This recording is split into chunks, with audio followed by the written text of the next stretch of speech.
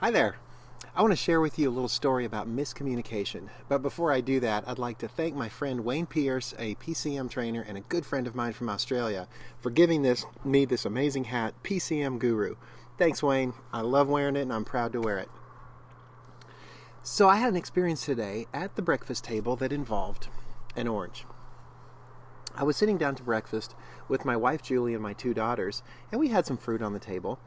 And I thought I would do a nice gesture. So I picked up the orange and I said to my wife, "Hey, if I peel this orange, would you like to share it with me?" And she said, "Oh, sure."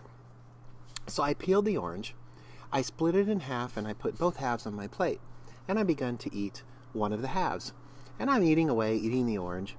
And all of a sudden I realized I had picked up the second half of the orange and was beginning to pull one section off.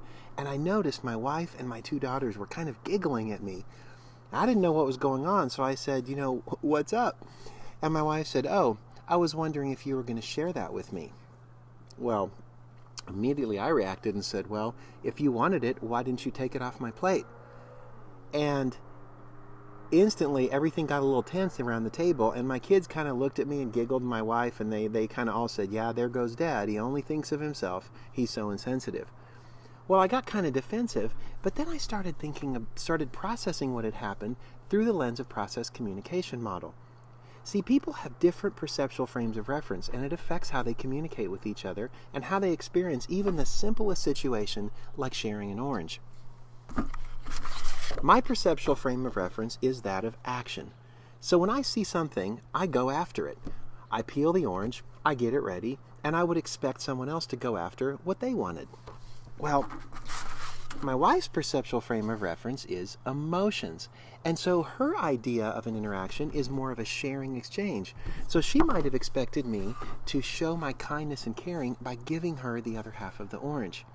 So whereas I expected her to take what she needed and what she wanted, she expected me to share and show caring by giving it to her. So in that very little situation, we miscommunicated because each of us was looking at the world through our own frame of reference and expecting that other people would see it the same way. There are 4 other perceptual frames of reference in the process communication model, and they give us a powerful tool for understanding how people experience the world, how they prefer to communicate with, and how we can adapt our communication for more effective interactions. Well, that's my example of miscommunication for today, and another example how the process communication model can change even the most basic interactions with the people that you care about in your life. Have a great day.